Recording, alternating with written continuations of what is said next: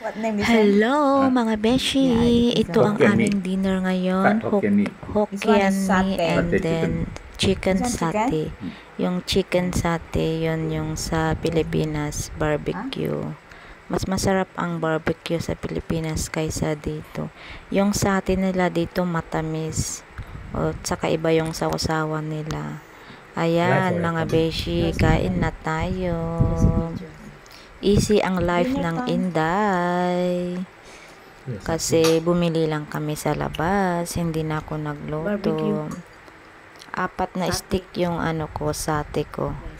Sabi ng amo ko taga-apat daw kaming stick. Tapos yung amo kong babae, 2 stick lang kasi konti lang kinakain nun. Ayan guys. Thank you for watching mga beshi. Sana'y nabusog ko kayo. Char. Bye. Ingat palagi. Please like and share. God bless. Nabusog ako dyan mga beshi. Salamat. See you my next video. Bye.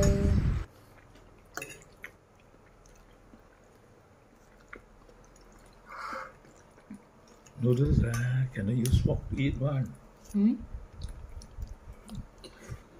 Well, That's a spoon. you want a spoon?